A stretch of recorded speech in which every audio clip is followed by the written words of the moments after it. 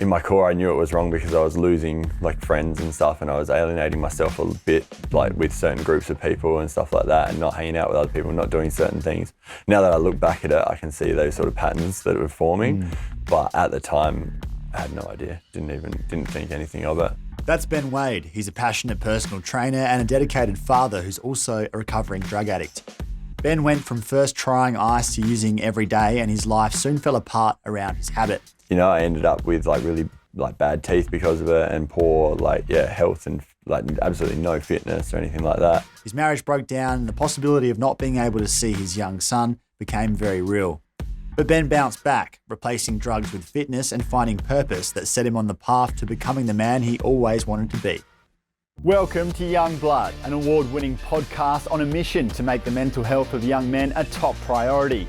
My name's Callum McPherson, I'm a journalist, and this is our platform to open up and share stories of what we've been through, because we're not alone. Let's do it. Trigger warning, if you find anything spoken about in today's episode distressing, please contact Lifeline on 13 11 14. Ben, how would you describe yourself before you got into drugs? Before I got into drugs, honestly, I don't really remember. I was young when I first started doing anything in the way of drugs and stuff. Maybe 12, 13 years old, I started smoking weed, that sort of thing. So pretty typical. At a really young age. So prior to that, I was just, I guess, your average kid riding his bike and playing basketball at the local school and things like that. But yeah, I don't really know. It was just, I thought it was just a typical kid growing up. My parents separated around about that sort of time as well, so that might have been what sort of kick-started it. I don't know. It's just sort of what a lot of kids that age are experimenting with, though, especially smoking weed. How did that start? Was it just like a friend sort of had it one time? Yeah, I think so. Yeah, there was friends that had it, and we knew of friends' parents that did it and stuff like that. And it was just always, there's just that curiosity, I guess. I've always been a curious kind of kid, and I was always too big for my boots, always too quick to try and grow up and be the bigger kid and that sort of stuff. Yeah, hung around older people, older friends, older siblings and stuff like that as well. So yeah, me too. When I was that age or slightly older, I first got into smoking weed because I had mates who were older and they went to a bit of a rougher school, and then I thought I was cool for doing it, and it's just one of those things that sort of happens. Yeah. How did that progress from smoking weed like through your teen years into your early adulthood? Yeah, so I guess just started off with the smoking weed and stuff, and then just experimenting with different things, again, hanging out with older people. People started going to nightclubs and stuff, and I was trying to get in and like that sort of thing. And I guess that's when it sort of started with like party drugs and experimenting and going out. And then as I got older and started going out more, and I was becoming a bit like kind of dependent on it, and there was times where I wouldn't go out if I wouldn't be able to get stuff and things like that. Like, did you get into pills after weed? Yeah. So that was pretty much on like acid as well. So it was like a bit of weed and then like acid and stuff, and then so from then it was onto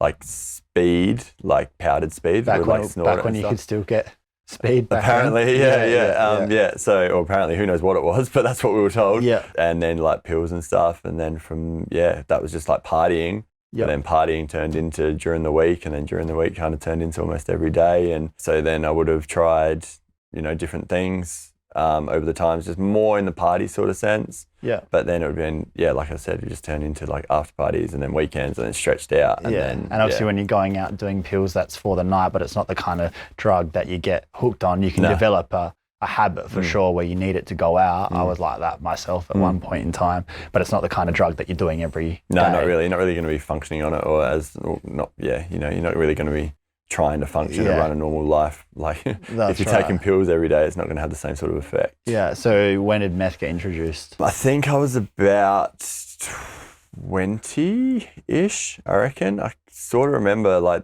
the first time I actually tried it and first time I smoked it, and I was like, I think I'd tried it like eating it and stuff before that. Like I think, but it was really the smoking it that really is when it really took hold, and like that's when I honestly became addicted to it more than anything else. Like, did you know what it was like when you first started? Yes and no. Like I had an idea, I knew what meth was and stuff, and I'd seen the progression and things like that of like from the speed to the meth, and then it was when I remember people you knew had and I remember being told that it was like speed but the pure form. I think that's how it was explained to me at first. And you'd already done speed powder, so you thought like it couldn't be that bad or whatever. And I was like, you only have a smaller amount, like that's how it was kind of explained to me as well, but it's more like potent or stronger or lasts longer or whatever.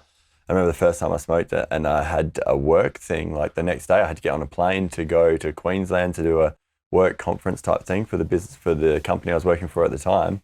I didn't sleep a wink that night. I went home, packed my bag 3 times, like cleaned my room, did everything that I needed to do, and then like just felt amazing though. I didn't feel bad, like felt great, and even like ready to go the next day. I wasn't even really that scattered or anything. I remember like just doing everything that I needed to do, and I was like, well, I've actually got through this the whole weekend really, and just on a high the whole time. And then it seems like a miracle drug, doesn't it? Because at you the start, think like, yeah. oh, there's no, I don't have to pay the piper. There's no downside to this sort of a thing. But we know I was productive. I was getting stuff done, you know. And that's what people say in the beginning stages of using meth, like felt like you were more productive, you could get more done, you felt better, you know, you have that euphoria, but then also feel like, you know, you're more self-confident, less worried about things, and then you want that feeling to continue, but it doesn't. Otherwise, there wouldn't be millions of people with serious problems. Seriously, yeah, that's it. Struggling with addiction and stuff. So, and then I guess from there, I don't really know what happened. I was working and it just kind of had a mate that introduced me to another mate who was like the dealer.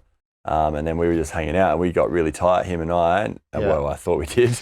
Yeah. But I was like helping him out and like, just. And then it just became like the pipe was on the table and it was available. Yeah. And then we were just, but we were hanging out day in, day out, just, And then ended up wherever I was working at the time, the company that had taken me to Queensland, I ended up quitting that job because I thought I'd be able to make more money and do things other ways. But that didn't end so well. And how did you view it at that time, like when you first started using it? Not in a bad way. I knew some people didn't really take to it, and I even had mates and stuff that weren't even into it at the time, but then I had others that were and stuff. So I was just like, well, they don't really into it, so just don't let them know, or and then we just do it in like behind closed doors, so to speak. Yeah. And then I didn't really have an issue with it. Like I was, oh, it's okay if you don't want to do it, that's your prerogative. I didn't drink or anything at the time as well, like because I would just like, even if I was going out and things, and I'd still be doing pills and stuff if I was going out, but I was never really a big drinker. So I'd just do my own thing, and they like to drink, that's what they like to do. Yeah, so you sort of saw it that way, where it's like, oh well, this is my poison, and it's just as bad as if I was to be drinking all the time. Yeah. I remember saying to someone once, like, you know, they'll come home and have a drink or a beer or something after work, and that's not my thing. I'd rather do this. Or and you thought that they were on a sort of an even playing field. Kind of, yeah. And I think there's often a bit of a misconception about ice as well. Lots of people, because of the way that it's viewed in society and the ads we see on TV and how it's spoken about, like obviously it's a horribly destructive drug, but I've heard people in the past say that it's quite sobering and it's not necessarily like you feel like you're out of your mind the whole time. Like, what was your experience of being on it? Yeah, so I've seen those ads and stuff and hear about people having like psychotic episodes and that sort of thing from the addiction. See, I never suffered any of that. Like I never had any of those hallucinations, never feel like I was going crazy, or I didn't even get like the itching under the skin or anything like that some people do. Like some people sit there and pick, and you know, everyone obviously reacts to it differently and has different effects and stuff. So I found it to be like not that bad really, and maybe I was in denial of what it was actually doing to my health and my life, my livelihood and my lifestyle and everything else. I ended up with like really like bad teeth because of it, and poor health, and like absolutely no fitness or anything like that. So what was your self-esteem like at that time? Very up and down. Like it would really depend on what I was doing. I was always pretty confident. I always, thought I had pretty good self-esteem as long as everything seemed to be going all right. I had like a girlfriend or whatever and nothing like that. And at that point, I wasn't at a low point. I was still at a high for quite some time. Well, for a while before I hit any sort of low points, and the depression started to kick in when at a later date. So how long did it take to progress to daily use?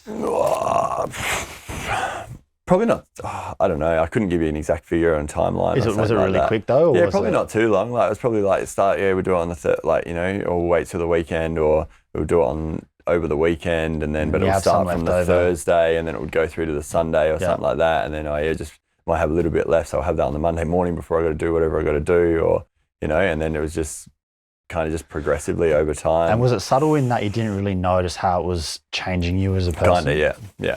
Definitely. And do you think that's because of the people you were around as well? Like, because it's normalised if your mates are doing it? Yeah, I think so. And it wasn't really but I knew that I guess in my core, I knew it was wrong because I was losing like friends and stuff, and I was alienating myself a bit, like with certain groups of people and stuff like that, and not hanging out with other people, not doing certain things. Now that I look back at it, I can see those sort of patterns that were forming. But at the time, I had no idea. Didn't think anything of it. And was that partly like you weren't self-reflecting and you weren't self-aware because you were just chasing the drug? Not at all. Definitely wasn't self-aware. Didn't do any sort of any sort of work on myself like that at the time. I was just living in the moment, day to day. This is what I'm doing, and that's the way it is. And is that because like whenever you had another hit, it kind of took that feeling of being insecure away, or feeling like you had to work on something? Yeah, maybe. I don't know. I just didn't really think about it at the time. I guess it was not really front of mind at all. I was just doing what I was doing, and then if I wasn't, then I'd be chasing it again. Yeah. And so what about your girlfriend at the time? Did she have anything to say about it, or did you keep it, like try and hide it from people? No, I never hid it or anything early on. I was always open about what I was doing and stuff, and sometimes I'd get involved, and then other times they wouldn't, or whatever, more on the weekends and stuff. But yeah, I wasn't trying to hide anything, and it was all good. So culturally, it really felt like, this isn't that bad. It's not affecting me in that bad of a way. At what point did you start to think, oh, actually, this is a problem? I don't know. I was kind of on and off a couple of times. Like, I'd be on it for a while and then stop, and then, not really try and get off, but it took a while. I had a few people trying to intervene. Like my sister tried to intervene a couple of times and, help me to get off it, but I just wasn't really ready, I guess. I had to hit that low point or hit that rock bottom, unfortunately, before I'd make any changes. I'd get off it for a while and then I'd end up going back on it. It was over a course of years, probably it was on and off probably over nearly a 10-year period. And why was your sister trying to get you off it initially? Oh, because she could see the damage it was doing to me, I guess. And she always looked out for me. I think I said something about that once before, but yeah, she always looked out for me and always had my best interests at heart. And so, yeah, she was trying to, I guess, get me off it because she could see the damage it was doing. What else was going on in your life that was contributing to your using in that decade, like in terms of relationships and work and stuff like that? Yeah, I don't know. It was on and off with work. I had some jobs, pretty steady jobs for a while, but then I'd lose them because I'd just start not showing up. But most of the time I was in jobs for a couple of years. Every time I had a job, I would always kind of have a good progression. I'd always aim for the top and be able to work my way through a business or something, because I've always been very target orientated and stuff like that when it comes to working, and had pretty good work ethic. But at the same time, I was slacking off because I was getting distracted by certain things like this, of worrying about getting on or finishing early on a Friday so we can go out. Did you also think that was meth was helpful though, in a way? With work, to be able to get stuff done. Yeah, at times, for sure. Because I felt like I was productive and I could smash out the whole day or whatever and not even hesitate. And I remember getting compliments or praises or feedback from management at the time saying, oh, you're doing such a great job, you keep doing what you're doing. I was like, all right, I will. Well, I think that's another bit of a misconception. People think that, a drug addict can't function in society at all. And anyone who's got a habit like that, be it, meth or heroin or whatever it is, can't function in society, can't hold down a job. And often people do. And often people were living with addictions and you won't know about it. Yeah. Even if it's a drug addiction for a long time, until it totally spirals out of control. Yeah. So that's sort of where I was at, I guess, and one of the jobs I was in for 5 years plus, and I worked my way through the business and I was productive and I, got raises and, new positions and all that sort of stuff, and was really good at what I was doing.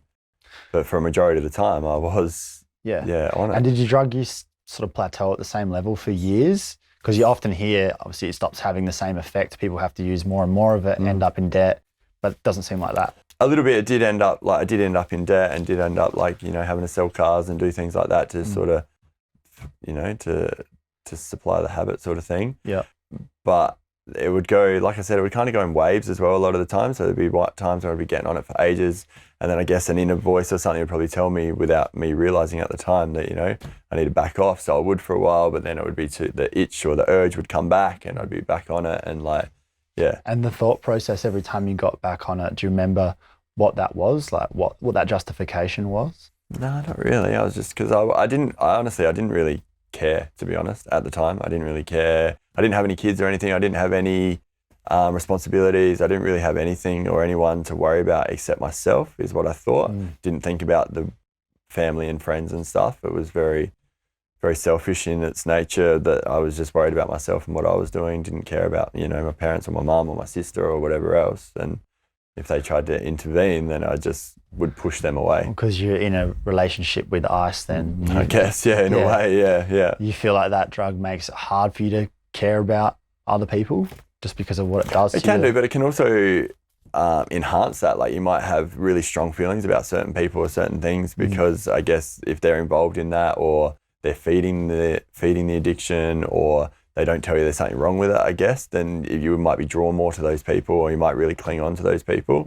But it might be the fact that the ones that are telling you that it's not good and you don't want to hear it, they're the ones that you like push away and stuff. Even though they're the ones that really care about Correct. Yeah. But it's really hard. Like, someone who's in that situation really they have to hit rock bottom, really. Like, there's no other way around it. You can't tell an addict, I don't think anyway, in my experience, you can't tell them that they're an addict, because they won't see it, or they won't believe it. They have to be ready to want to change. Yeah, and that can take a lot longer for some than it does for others.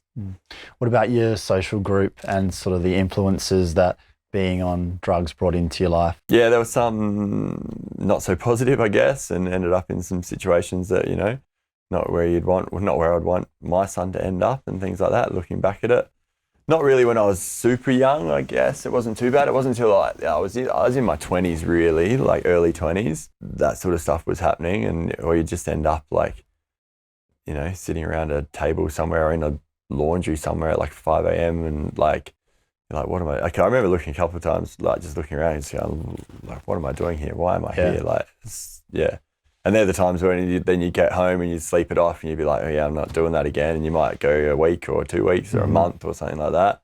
And then it would just cycle back around. And those come downs are so bad. Yeah. When it is and happening. you'd end like... But you soon forget. Yeah, exactly. Because unfortunately, like, the high outweighed the low most of the time. So what was your rock bottom? So I'd been on and off for years, and it wasn't until like I was married and my son was born that I had another, like, a relapse type thing, and I ended up getting back on it, and I was telling my wife like lies and stuff of where I was going and what I was doing, and things just weren't adding up, and I was bad like with money and like not paying things when I was supposed to and stuff like that, and she kicked me out. We tried and we went through things, and she gave me chances and she did all the right things, but yeah, she kicked me out. And I was out on my ass, essentially. And she told me I wasn't going to see my son anymore, all that sort of stuff, unless I sort of got my act together. And so she pushed me to do something. And it was at that point that I had to move away from the area that I was living, because that was the only way I could see that I'd be able to do it.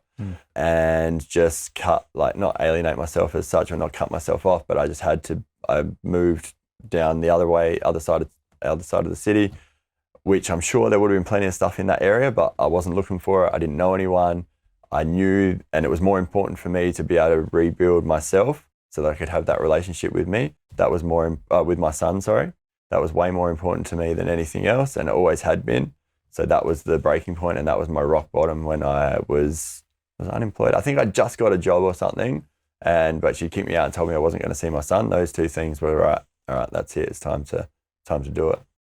And moving yourself out of that immediate environment was crucial. Yeah, 100% for me, and for most people it probably is as well. So how long were you off it before you ended up relapsing, and that caused the in that relationship and stuff? Yeah. I've been on it a little bit at the start, but then I got off while she was pregnant or something along those lines, and then sort of probably only a couple of months, or I think that sort of thing. I think I lost a job as well in that period. So I think my son had just been born, and I lost a job that I'd had for like 5 years or something, because I think I had relapsed in that time. And then, so... How do you think that contributed?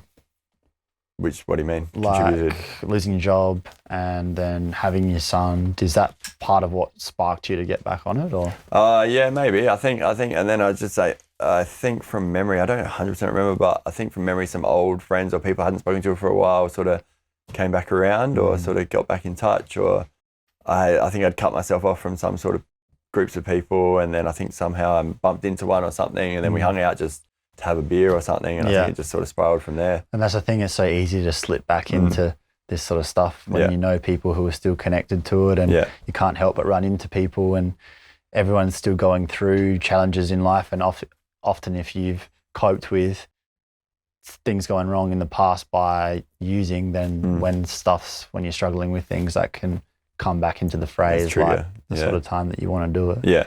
Yeah. So it was very stressful and stuff, and losing that job and then having a new son and things like that, like having a newborn child. How are you viewing yourself? Were you more concerned at this stage in your life because you had more on the line? I think so, yeah. Because it wasn't just about you anymore. It wasn't just about me anymore. And then like I'd always thought that, once I have my son, because I really idolise my dad. He's a really fit guy and everything, and I always have done. And I wanted that for my son. So and then looking at myself and where I was at, I'm like, this is not who I want to be. And you still never trained at that point? Me? Yeah. I had done little bits on and off over the years, but nothing serious. I'd played basketball, I'd been semi-fit, but never really in good shape I'd always wanted to, but other things outweighed that want. It wasn't high on my priority list at that time. I think having that base of discipline and that structure of training to your life as a young man is really crucial. Like for me, I've always trained, always played sport and then always gone to the gym. And even when I was partying and doing things that weren't great for my body, part of the thought process was, I still need to be able to get to the gym. I still need to be able to train because this is important to me. Yeah. And I think having that there as a reason probably helped me not go too far off the rails, and I think that's probably the same for a lot of I didn't have that. That sort of stuff was the first things to slip. I used to surf and I'd skate and I'd play basketball and do all that sort of stuff, and all that stuff would just go out the window because I'd been up for 3 days and and everything's too hard. And I'd rather go out and party and stuff and then sleep during the day or whatever rather than. And I was even playing basketball for a while there, and I'd play basketball on a Tuesday night and a Thursday night or something. I remember going to my mate's house a couple of times before going to play basketball and then going to play basketball. But you just lose interest in those commitments, and I suppose also your keeping track of time kind of falls out of place too if you're staying up all night and then not sleeping during the day, and all becomes a bit of a blur. Yeah. How did you start to dig yourself out of that, other than moving away and taking yourself out of the environment? What did you change within yourself to be able to make some progress? Well, I just knew I knew at that point that it had to happen. I knew there was an email that I got CC'd in on by accident or something, and I had been labelled Deadbeat Dad by my ex-wife in that as the contact name or something like that. Yeah. And that was another thing that I was like, Deadbeat Dad, are you freaking kidding me? What is this? I was really, I guess, now that I look back at it. Were you able to see that at the time, or just when I saw that message or come through, I got angry first up. And then I was like, well, I'll show you Deadbeat Dad. And that's when I decided I'm going to, from this point forward, be the best version of myself that I can be, for not only as a, fuck you to her, but for my son as well, because he doesn't need to see me in this as this. He needs to, I want him to see me as the best version of myself, as the best dad I can be, as the best role model, motivator, inspiration for him that I can be. And this is not that dude. So that but I knew that it was in me. Yeah. So I knew that was in me though. So, and that's we've been separated. I've been clean for 7.5 years or something like that. It's been quite a long time now. Congratulations, man. Thanks, man. I appreciate that. Yeah. It's been a long time, and we've been doing the co-parenting thing. We both got, new partners and new relationships and everything like that. And we get along fine now. We do the best we can for my son, in that sort of space. And I don't think she holds any resentment for me or anything like that after the conversations we've had, especially recent times. Well, you did what you needed to do, didn't you? That's you it. Cleaned yourself up. I stepped up to the plate and I took ownership.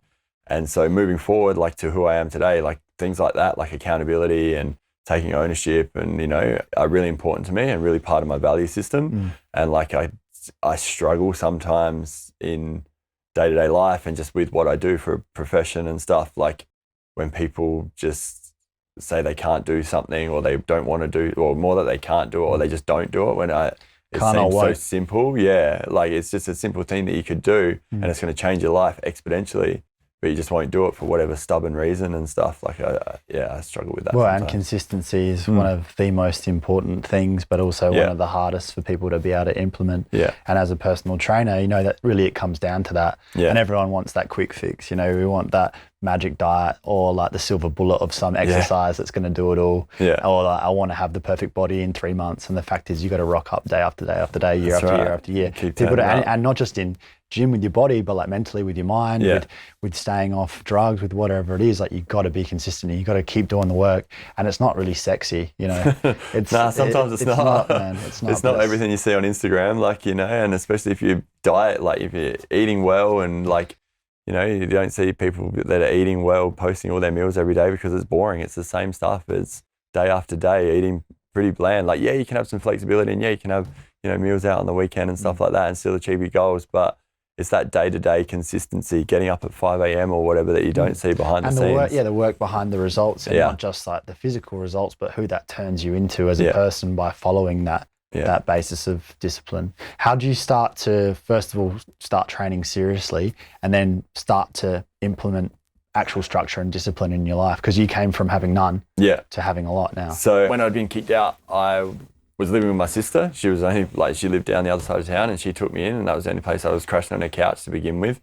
And then they made a room up for me and whatever. And then I was going to work. I just got this new job. I was like packing orders, working in a warehouse, that sort of thing. And then I was just going to work and coming straight home every day. I just made sure that I was just going to go to work and come straight home. Nothing in between. I just got to do this for however long. And then I'll slowly start to add in other things. I just knew in my head, and I don't know, I never saw anybody, like I never got any professional help or anything like that. Right. I just like did a bit of research myself a little bit. There's so much more information out now, like with podcasts and with like stuff online and with Instagram and stuff. Like, there's so many tools and stuff there for people to use now. But even 7 years ago or whatever it was, there wasn't a lot of that sort of stuff around. So how come you didn't go and seek professional help? I don't know. I didn't feel that I needed it. I don't know, maybe I did, but I just thought I just wanted to try and do it myself because I wanted to prove that I could do it to myself, for myself, if that makes sense. I was voluntarily doing blood tests once a week to prove that I was not on anything. And that was just something that I did. I had the doctor around the corner, the GP, and I went into and spoke to him and said, look, I need to do this once a week. So you had that accountability. Yeah. But you're just white knuckling it, really. Yeah, 100%. And then I was going to and from work, and then one day I was like, I'm just going to buy a PlayStation or something. Bought a PlayStation, like went to like JB Hi-Fi or wherever it was. Bought a PlayStation. As I was walking out, I saw an old mate that I used to work with years ago. I was like, hey, how you going, man? Right, having a bit of a chat. I was overweight. I was depressed. I was sad, all that sort of stuff. He's like, what are you doing? I said, I was just buying a PlayStation, going home. He's like, oh, I'm working at this gym at Edwardstown. You should come past. And I'm like, I drive past there every day on my way to work. He's like, come in. I was like, all right, no worries. All right, yeah, maybe we'll see. Had a bit of it, like sat on it for another week or so. And then one night, just randomly on the way home, I was like, I guess I'll stop in and check it out. Stopped in, had a chat with him, checked it out, went home, went back, took whatever sort of gym sort of clothes that I had at the time, and then went back the next night and sort of haven't looked back since. There you go. So that was a good friend to bump into. Yeah, it was. Yeah. So what did you get out of training when you went into that gym that night? I guess I got the endorphins and stuff start to kick in. You know, I got started to, you know, I wasn't happy in myself. My self-confidence was lacking. I didn't like my self-image, anything like that. And I thought, well, if I get into the gym and I'm starting to do the work on myself, then I, will start to feel more confident. And then from there, I was just using that as my time, and I was just thinking about things and just working through it.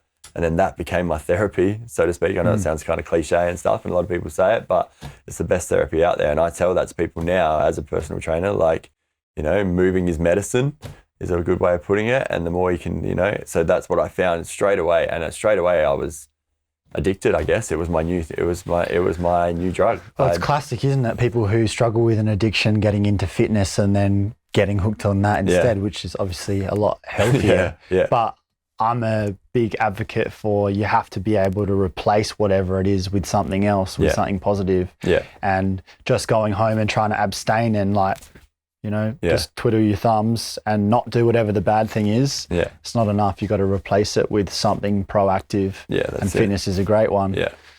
And I'd always had interest in the gym, and I'd done a little bit here and there, been in and out. And like I said before, I'd always wanted to, do it. It was always inside me. I always wanted to do it, but I just didn't have enough of a why. And now I had that why, because I want to be the guy, the dad, the person that I know I can be and that I want to be and that I'm going to be.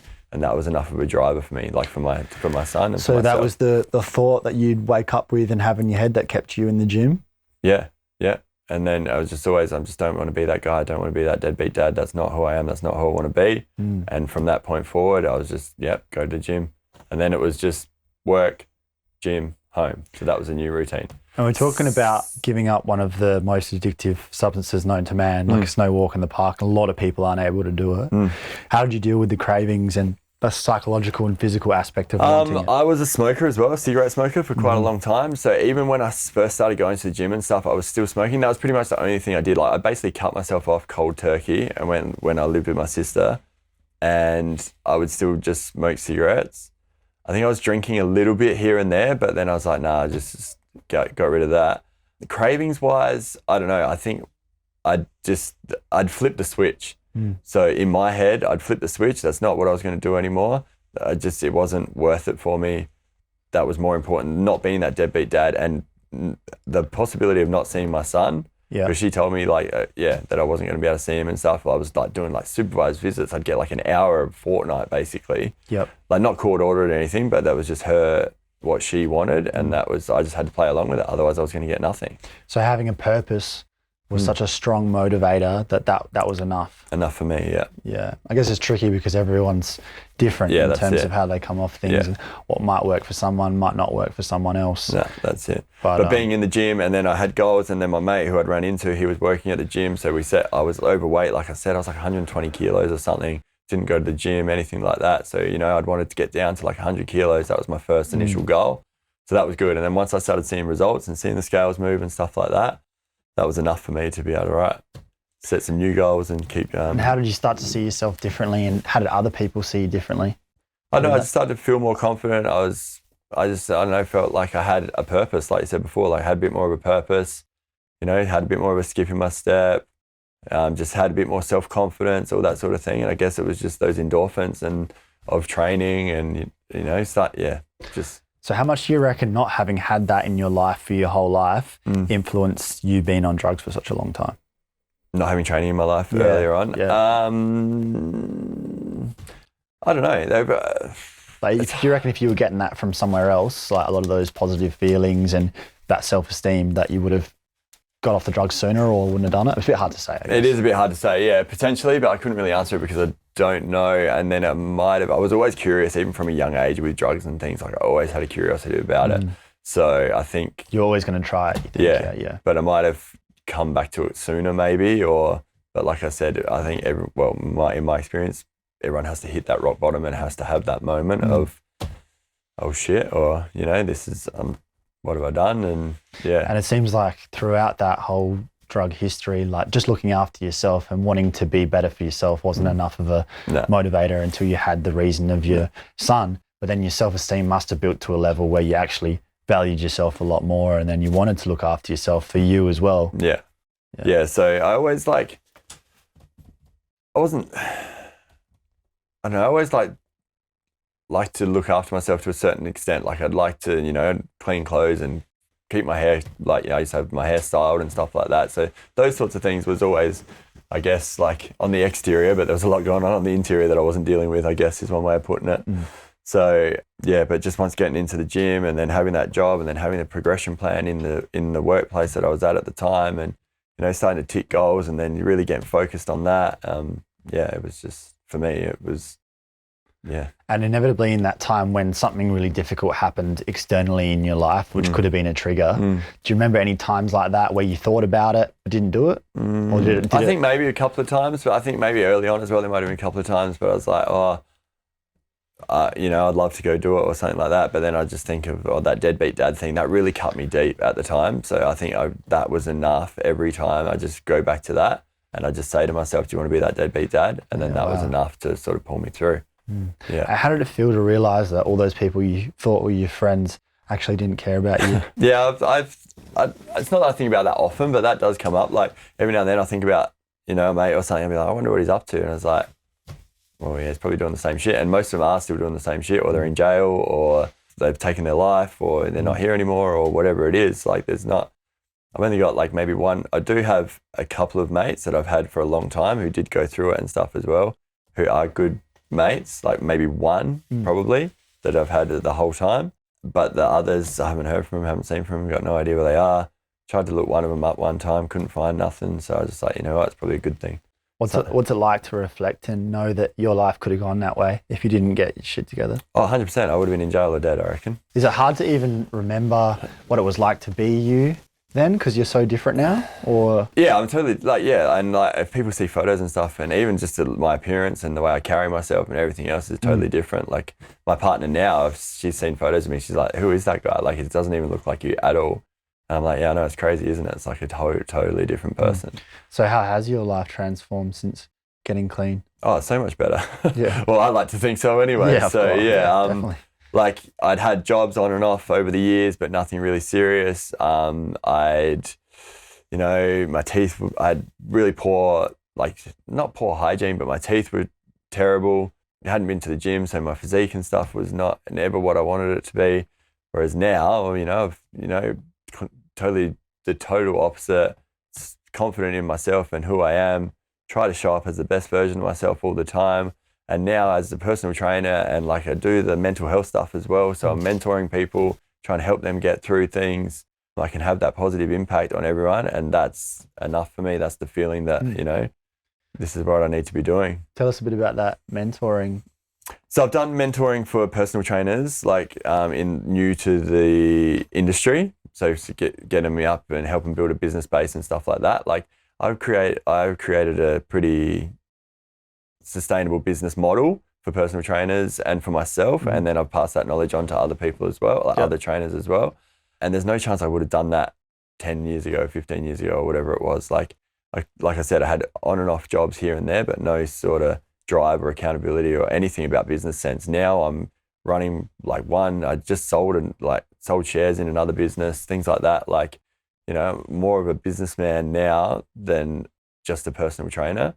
And from that has come the mentoring of personal trainers and also helping with the men's mental health stuff. So I've got some young clients that are personal training clients that also help get through sort of certain difficult times and help them with different thought patterns and things like that, and just trying to find ways through that. It's super rewarding. Like I'd never realized how rewarding it would be until getting involved with it and doing a little bit more. It can be draining. I've had to find ways for myself to be able to unpack the stuff as well. Even with the personal training stuff, like because people will just sort of unload on you, like you take a lot on, and that can really, take a lot out of you as well. So I had to find sort of ways to work around that. And, but yeah, I really enjoy the mentoring side of things. And then I think from the personal training, that was just almost a natural step with the mentoring and with the mental health sort of stuff. So, and for someone who didn't used to care about anyone but yourself, I know. It seems like you care about other people a whole lot now. Yeah, that's right. So, and it was just something I did off my own back again. I was doing the personal training thing, and like I said, a lot of people were talking to me about stuff. So I just looked into mental health training, just so I knew how to answer certain questions or how to have conversations with people about certain topics and things without taking it on or without giving more harm than good, or giving wrong advice, or because you never intentionally mean to give the wrong advice, but sometimes you can say one thing one way and it can be taken totally opposite to what you've intended. So that's how that started, and then from there I've just had other things, and just sort of keep looking out and been part of chat groups and men's groups and stuff like that. Stuff with the Next Step Australia. Done some stuff with the Next Step Australia with Richie, grew my hair a little bit and dyed it pink and did a charity thing and raised some money for them. Done silent auction stuff and auctioned off some of my services and the gym services as well to help raise money for those guys. So it's been good. So why does it mean so much to you to want to help people who are in a position like that to be able to build their way out of it? I think it's just my way of giving back. I think from what I did over the years of, not really caring about anyone but myself. And I think now that I'm in a position to be able to give more back, and if I can inspire or help or motivate, one person and then help them get out of something sooner, or help them to a point where they don't have to go down or as far down the rabbit hole as what I did, or sort of, help them navigate their way through it a bit easier, then I feel like I've done. Feels good, doesn't it? Yeah, it does. It's a good feeling. So. And how do you think your son sees you? I think I think, I've been asked this question once before and I didn't really know how to answer it. I think he sees me the way I hoped he would. He's 10 years old and I think he's starting to go through hormonal changes and stuff. So he's a little bit up and down at the moment. But in the broader sense, I like to think he's proud of who I am as his dad. And yeah, that's the most humbling feeling. That's all I wanted. That's why I've done everything that I've done to this point is for that dude. So yeah. So what does it mean to not be a deadbeat dad? Oh, the best. It's the way, it means everything to me to not be the deadbeat dad. And that was enough. Like, yeah, that was a real stab in the guts at the time. It sounds like that was one of the most pivotal moments in all of it, though. Yeah, it's crazy. It's like it's only something so small, and it would have been done just, I don't know, on a whim or out of spite or something at the time, because obviously she was hurting as well, which is understandable. But yeah. And we know everyone's different, but from your perspective, for someone who's currently in the grip of addiction, what's that first step they can take? Just take ownership, I think, is really a really important thing. Just try to think about more than just yourself and more than just what you're going on. I know it's hard, especially with the addiction thing, and it's really hard to see outside of your immediate circle or your immediate square. But yeah, just think about who you are and who you want to be, and then think about, if you were 8 or 10 years old and you looked at yourself and that was who you saw, would you be proud of that person? I think that's something really important to think about. When I was 10 years old, no way did I want to be that. I wanted to be I wanted to be a professional basketballer or a surfer or, something like that. But yeah, not a deadbeat dad, crack addict. What do you think 10-year-old you would have think about you now? I think he'd be proud. I think he'd be happy. I like to think so anyway. And what's going to be key, do you think, to just keeping on this track? You sort of seem like the kind of man that nothing's going to stop you, and you made your mind up, and you've learned some real hard lessons, and there's no going back. I think just keep doing the work though is really important. Just don't always. It's not like, it's all done. I figured it all out. That's it. And it's like the consistency thing, like you said, you just got to keep doing it, keep showing up, keep learning. Don't think you've figured it out. Keep talking to different people, looking at different stuff, listening to podcasts like I do the podcast. And then how good is helping others with similar stuff for your own? Yeah, exactly. So issues. And just be willing to help someone and just do it because you can, not because just because you want to and because you can, not because you think you're going to get something out of it. I've never done anything like personal training. I do as a business, obviously, so it's an income for me, but I'm there to help people. It's not just about making money, it's about helping people and changing lives and all that sort of thing. There's a reason behind it. And the mental health stuff, everything I've done in the way of mental health has been voluntary or for charity or whatever. Yeah. So, and it's just about helping other people through it. And then what comes from that down the track, it might open up doors for, as I get older, or, for the next 5 years, or you just don't know what way it's going to go. And to be the best version of yourself and to be someone that people are going to remember for positive reasons is the best. Oh yeah, man. I think that's what life's about. Yeah, 100%. Well, thanks for sharing your story, man, and coming in. Really appreciate it. It's not easy to talk about stuff in that detail, but you are a role model now, and you've come such a long way, and being able to share that story that is key to that, man. So really respect you and where you're at now as a dad and a professional and a friend and everything, and keep it rolling. No, I appreciate it. Thanks. It's not easy to talk about, and I guess that's something else for people as well, if they are going through it or they have gone through it. Don't be afraid to talk about it, and whether it be the mental health stuff, whether it be addiction or depression or whatever it might be, don't be afraid to talk about it, and don't be afraid to reach out. You're never going to be a burden. You might think you're going to be a burden. That's a big thing for people, but you're not. There's always someone there that wants to listen, and they'd rather listen to your story than go to your funeral. Correct. Couldn't have said it better myself, man. Yeah. Thanks. That's it for this episode. Thanks to our local business supporters, Herd Financial and First National Real Estate. Making these podcasts isn't cheap, and we can't do it alone. If you'd like to become a supporter, please send an email to callum@youngbloodmedia.com.au. If you're getting some value out of the show, please give us a quick rate and review on Apple Podcasts and Spotify. It really helps us out. You can watch every episode in studio quality video on Spotify and our YouTube channel, Youngblood Men's Mental Health. We go by the same name on Instagram and Facebook, and follow Youngblood Mental Health on TikTok. Subscribe to our e-news through our website, youngbloodmedia.com.au, and most importantly, share this podcast with someone who needs to hear it. We're all in this together. Catch you next time.